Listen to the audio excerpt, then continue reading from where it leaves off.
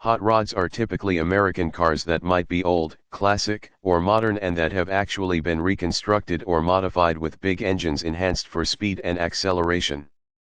2. Meaning is, a car that's been stripped down, souped up, and made to go much quicker. 3. However, there is no meaning of the term that is generally accepted, and the term is attached to a large range of lorries. Some say that the term hot describes the cars being stolen. Other origin stories consist of changing the engine's camshaft or rod with a greater performance variation. According to the Hot Rod Market Alliance, HRIA, the term modifications in indicating throughout the years.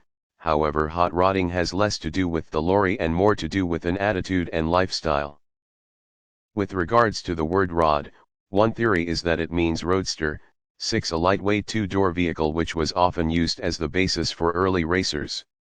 Another theory is that rod refers to camshaft. 7. A part of the engine which was often upgraded in order to increase power output. Hot rods initially appeared in the late 1930s in Southern California, where individuals raced customized vehicles on dry lake beds northeast of Los Angeles, under the rules of the Southern California Timing Association, SCTA, to name a few groups. Common modifications were elimination of convertible tops, hoods, bumpers, windshields, and slash-or fenders, transporting the body, and customizing the engine by tuning and slash-or changing with a more effective type. Wheels and tires were changed for improved traction and handling. Hot rods developed before 1945 typically used 35 Ford wire spoke wheels. As some hot rodders likewise raced on the street, a requirement developed for an organization to promote safety, and to supply places for safe racing. The National Hot Rod Association was founded in 1951, to take drag racing off the streets and into regulated environments. 11. In the 50s and 60s, the Ford Flathead V8 was supplanted by the Chrysler Firepower engine, known as the early Hemi. 14. Front suspension barrettes were adjusted from sprint cars, such as the Curtiss Crafts. 15. As cars offered by the major automakers started increasing performance, the lure of racers began to subside. 7. With the development of the muscle vehicle, it was now possible to buy a high-performance vehicle straight from the showroom. The National Street Rod Association, NSRA, was formed and started hosting events. By the 1970s, the 350 cu in 57L, small block Chevy V8 was the most common choice of engine for hot rods. Rather, engine home builders had to modify the smaller engines, such as using non-standard crankshafts and pistons, to acquire larger displacement. While present production V8s tended to be the most regular prospects, this likewise applied to others. In the mid-1980s, as stock engine sizes decreased, rodders found the 215 cu in 3.21. There is still a lively hot rod culture worldwide, particularly in Canada, the United States, the UK, Australia, and Sweden. Citation required. The hot rod neighborhood has now been subdivided into two main groups, street rodders and hot rodders. 22, 23, 24. There is a modern motion of conventional hot rod builders, cars, and truck clubs and artists who have actually gone back to the roots of hot rodding as a way of life. Magazines like Old School Rods, Gears and Gals, and Rat Rods, and Rust Queens cover events and people.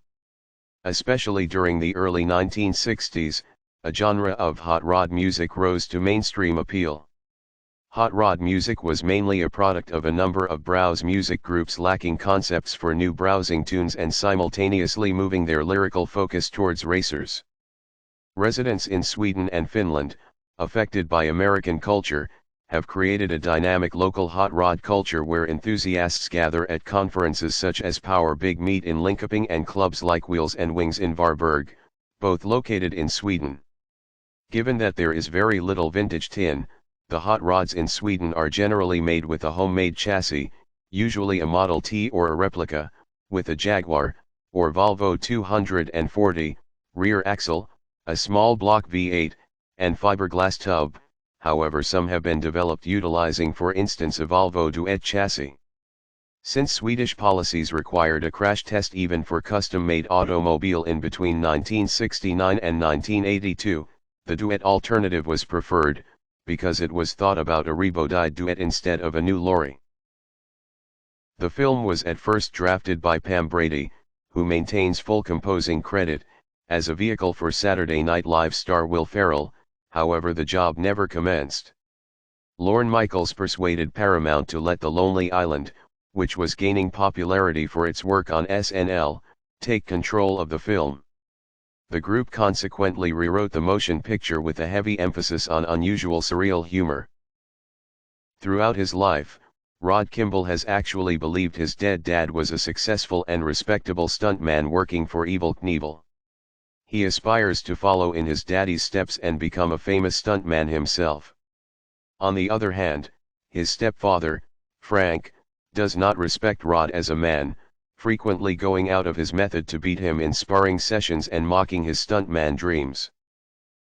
Outraged at the thought of Frank passing away without getting a possibility to acquire his respect, Rod faces the woods to let out his fury and topples down a steep hill, where he sees an inspiring billboard and gets an idea. Rod rapidly meets his childhood friends Rico and Dave and his half-brother Kevin, and tells them he plans to leap over 15 school buses and use the profits to money Frank's surgery. Later on, Denise, his next-door neighbor and love interest, joins his group. Kevin says he was experimenting with modifying video, and reveals Rod the video. Impressed by Kevin's work, Rod gets the idea to launch a stuntman movie to raise money. Kevin launches the film utilizing his footage of Rod's stunts and sells several tickets to the screening, where the audience makes fun of Rod as the film illustrates his failed training efforts. Distressed, he returns home, where his mom exposes that his biological father was not the stuntman he thought he was. Humiliated, Rod gives up the group and his dream to beat Frank, in spite of his friends' objections, however is reinvigorated when Dave offers him suggestions that inspires him to apologize to Kevin. As Kevin accepts his apology, he exposes that Rod's stunt video footage has actually grown popular online, which a show on a local AM radio station, hosted by Barry Pasternak, has provided to cover the planned jumps costs. He also gets a kiss from Denise, who broke up with Jonathan, her insensitive and callous boyfriend. As Rod jumps off the ramp, his bike's speed allows him to leap over the buses, however the motorbike smashes through a stage and goes flying. Rod lands directly on the ground and has an unconscious out-of-body experience. The MPAA objected to using the word semen in a scene in which Chris Parnell exposes a profane tattoo on his stomach. It was changed to residue. For another scene that hardly made it into the movie included Samberg and Taccone duplicating the phrase "cool beans" up until it develops into a bizarre pseudo-rap. For the movie's initial poster featured a silhouetted Samberg atop a hill next to his motorcycle in a martial arts present. Paramount changed the poster to a large close-up of Samberg's face. Before its release, The Lonely Island promoted the movie with interstitials during Comedy Central motion picture marathons. The best was at the John Ford Amphitheater in Los Angeles. Samberg predicted the film would refrain from doing well, informing Home Entertainment Weekly, "It will get bad reviews. Funny is typically not reviewed that well." On Metacritic, it has an average rating of 43 out of 100, based upon 27 evaluations, suggesting blended or average evaluations.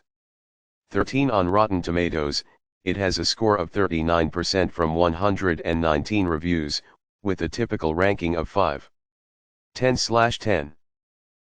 5 audiences surveyed by CinemaScore offered the movie an average grade of B on an A+ to F scale. 15 The Hollywood Reporter's Frank Scheck criticized the film's formulaic script and humor, however commended Samberg's reasonably engaging and sweet comedic screen existence.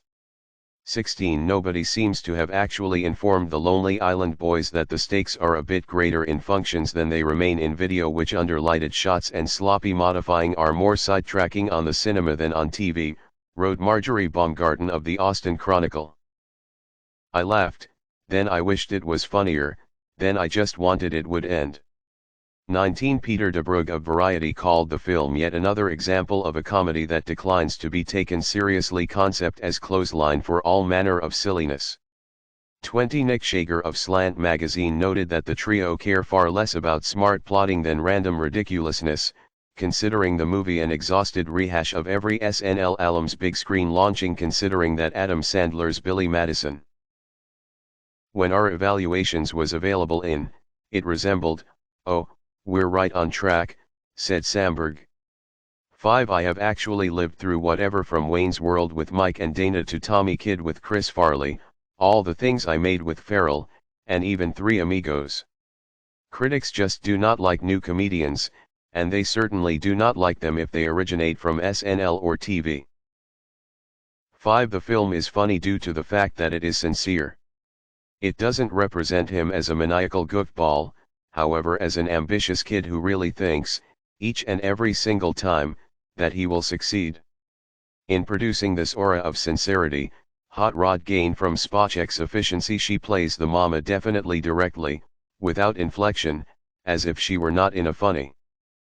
Hardcore comedy fans detect them like a dog whistle. 23 the initial double-locking tremolo system used by more experts than any other.